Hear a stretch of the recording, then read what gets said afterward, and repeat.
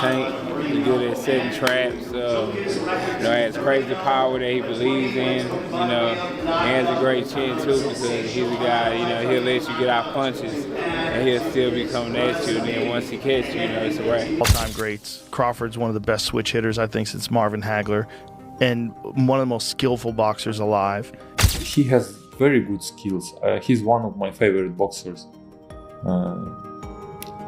He able to win this fight.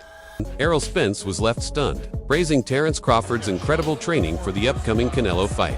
Having shared the ring with Crawford, Errol acknowledged his exceptional ring IQ and elite skill set. Watching Crawford's recent training sessions, Errol couldn't believe the speed, precision, and masterful footwork on display. Terence looked like a monster in motion, sharp, explosive, and laser. This version of Crawford is a dangerous force Canelo cannot afford to underestimate.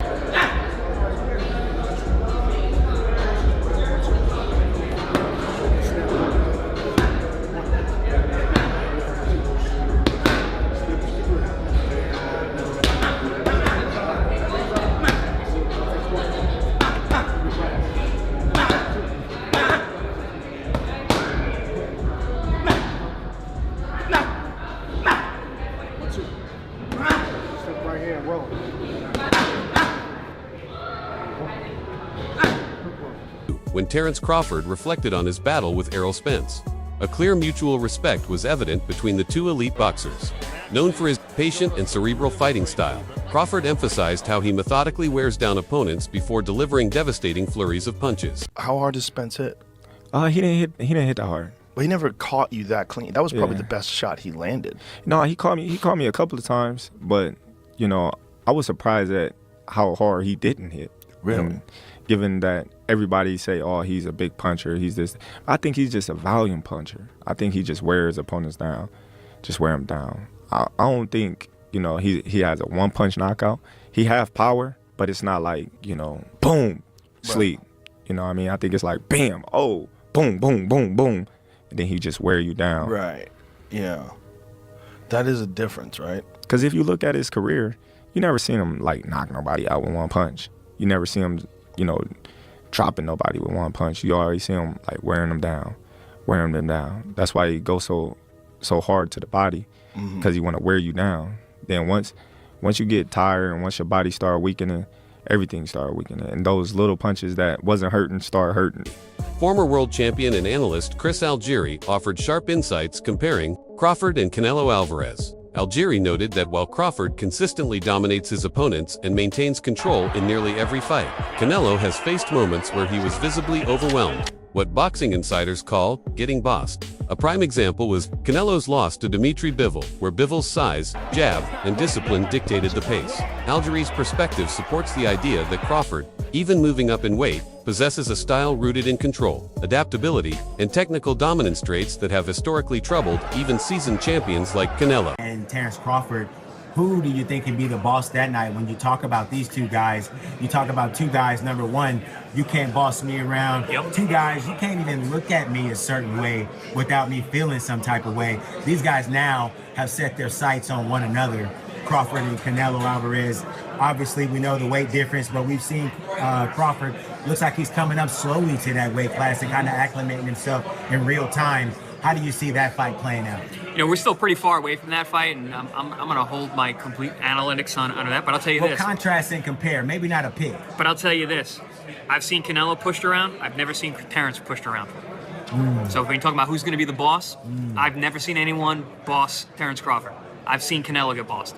So that psychologically, when you think about that, and this is a fight where I flip-flop on both guys because there's so many good points. Yeah, but he's 168. Yeah, but it's Terence Crawford. He's undefeated. Well, yeah, no, this guy's beating this, but stylistic. Even he hits him on the arm. There's so many different things you can talk about. But from a psychological standpoint, who's fresher, who's meaner, who wants it more? That's going to come into play. As a boxing fan, how much fun is it to see those two attitudes come together? It's kind of like the unstoppable force versus the immovable object getting ready to collide. I've worked a lot of Canelo fights. The Canelo fight weeks are great.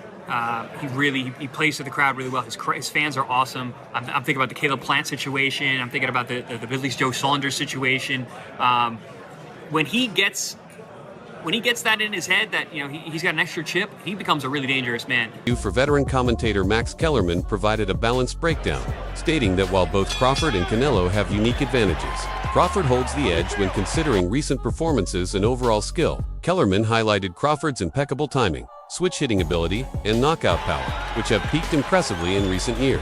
Conversely, Canelo, though still elite, has shown signs of slowing down, particularly in movement and aggression. Kellerman also acknowledged Canelo's size advantage, which could be pivotal in clinches and exchanges. However, when assessing the full spectrum of tool speed, precision, defense, and adaptability, Kellerman leans toward Crawford as the more complete and currently sharper fighter. Counterpunching. But overall, I have to say Crawford. If you go down the list and ask me about tactical advantages, most of them are Crawford. What Canelo has is size, and as a result, physical strength and punching power. Canelo also has a great chin. But in terms of, if you want to go skill for skill, especially the recent version of Canelo, who's had to turn into a seek and destroy guy, who had to learn as his career went on to cut off the ring and not just follow guys around. Like Lara, Trout, Floyd, he followed those guys around. He had trouble because he's really a natural counterpuncher who wants you to come to him. But in recent years at super middleweight, he's gotten really good at cutting off the ring. Again, last fight notwithstanding.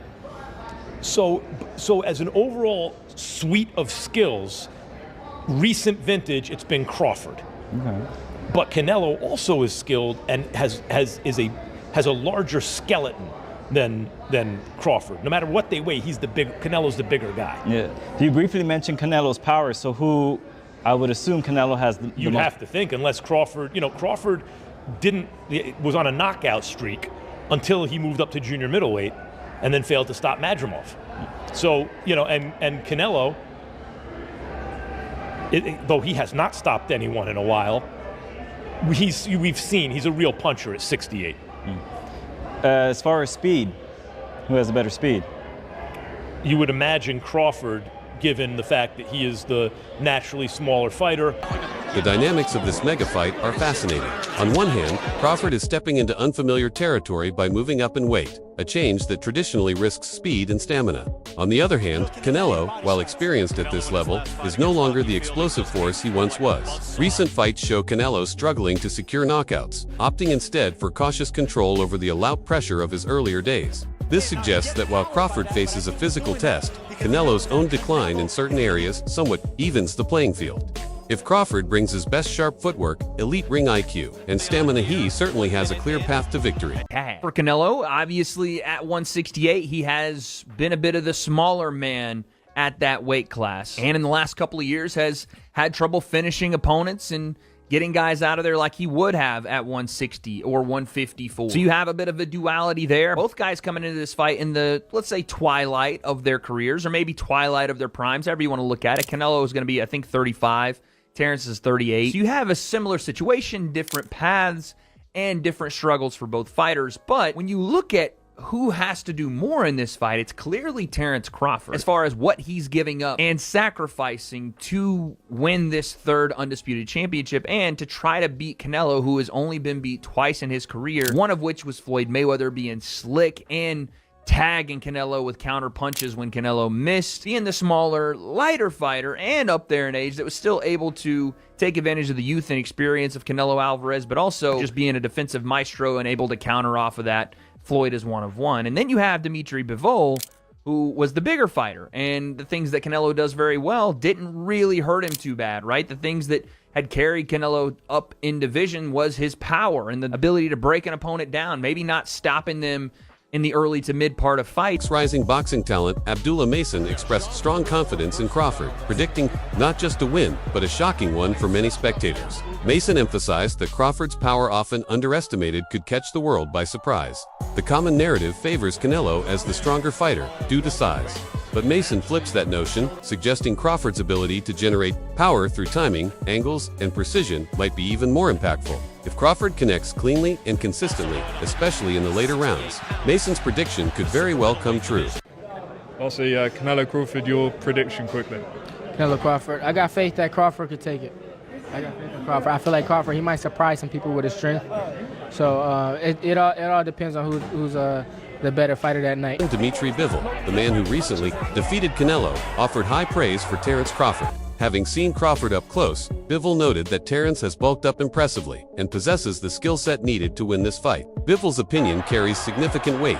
He knows what it takes to beat Canelo and believes Crawford has that potential. He highlighted Crawford's discipline, speed, and intelligence as key assets. When someone of Bivol's caliber backs a fighter, it signals that this contest is far more competitive than it may seem on paper. Him in Dubai maybe a month ago, I saw him. He's big, and he has very good skills. He's one of my favorite boxers. He able to win this fight. But there is a lot of but, and even not but, there is a lot of things, small things, which we don't know how he will deal with this.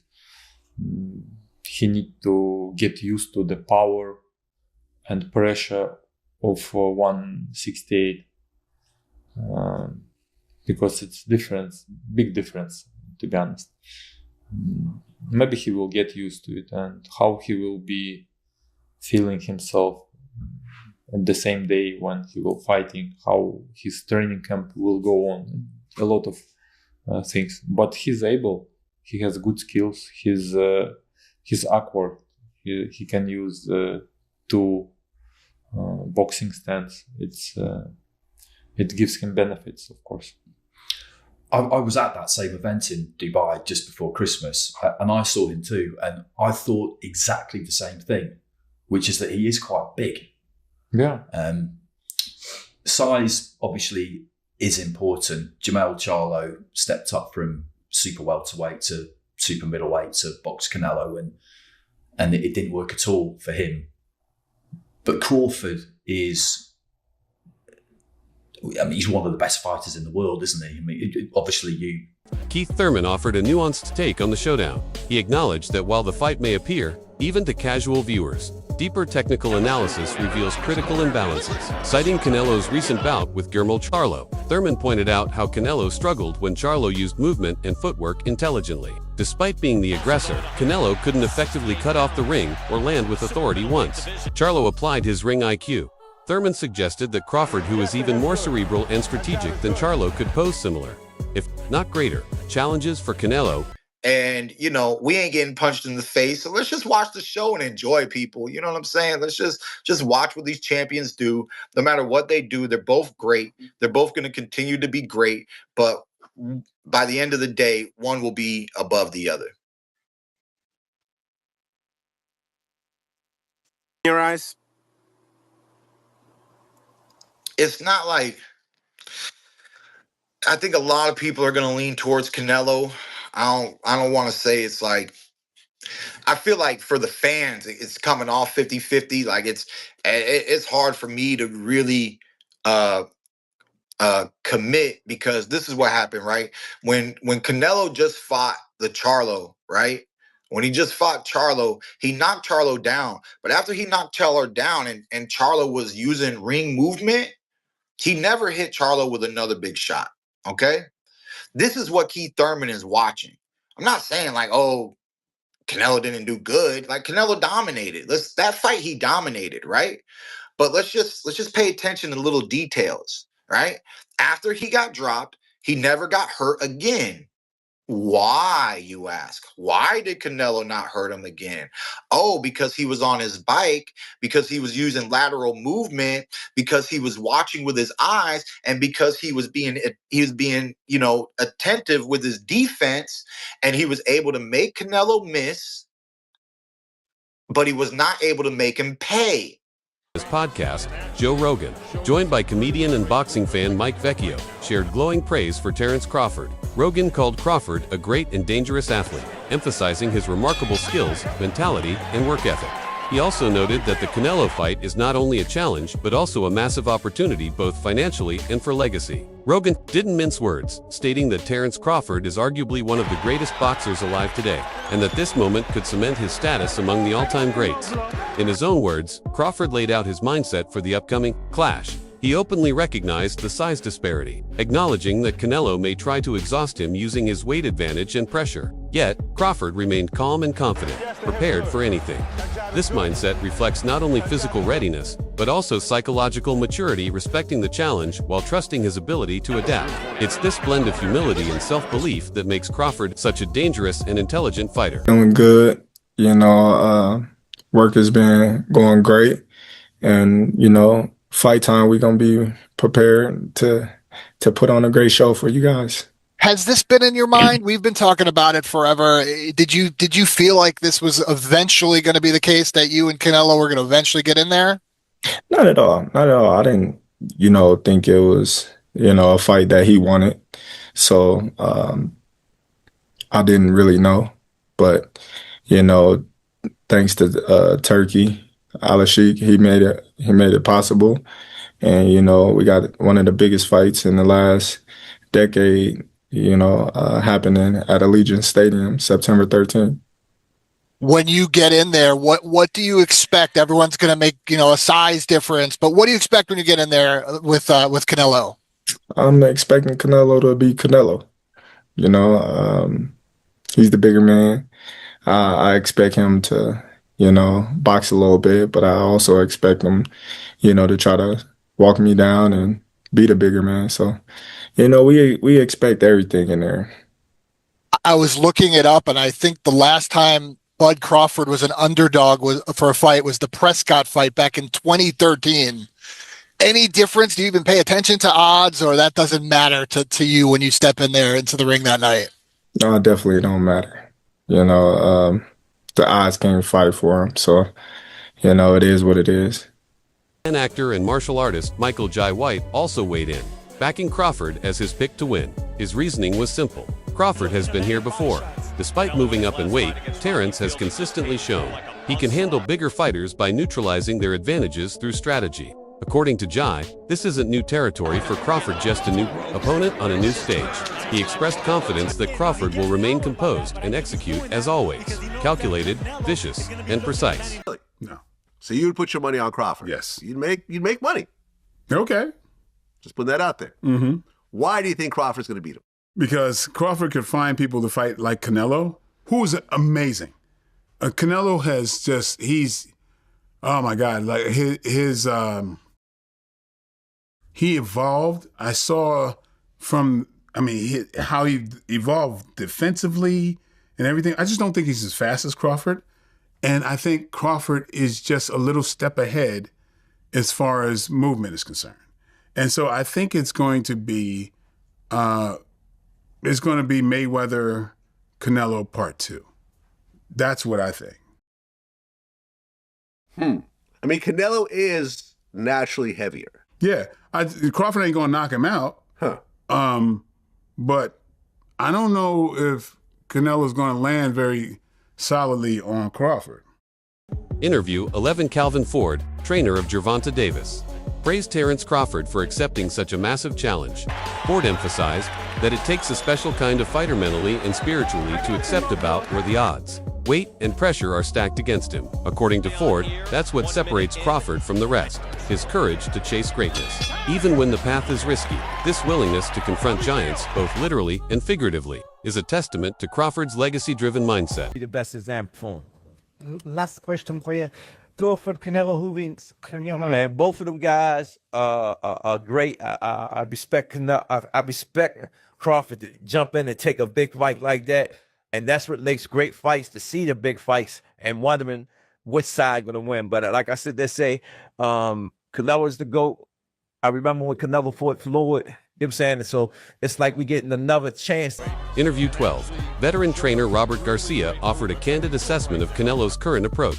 He pointed out that unlike earlier in his career, Canelo no longer pushes aggressively for knockouts. Instead, he favors a more calculated strategy, winning rounds, conserving energy, and minimizing damage. Garcia attributed this to age and long-term career preservation. While Canelo remains effective, this shift means he may not bring the same fire Crawford expects. If Crawford... Look, it's because Canelo doesn't go out for the knockout anymore. Canelo's just now we've seen in the last few fights, he just does enough to win. He did the same against Munguia. He dropped Munguia, but then they didn't want to finish him. Charlo, Berlanga. He wants to cruise through the fight. He's up there, in not in age because he's only like 33 or 34, but he's fighting since 15. He was 15. A lot of training camps, a lot of sparring matches. So all that takes a lot out of your body. So he takes care of his body too. So he doesn't go all out because he doesn't want to just finish his body. He knows he still has a few more years and a few big fights where he wants to take care of himself. And not punish himself too much. That's why he hasn't been able to knock those guys out. Not because he can't. I think he just does enough to win. I think Shiraz also has great power, man. I think Shiraz has the power. Interview 13. That's it for today's video. Stay tuned for the next update.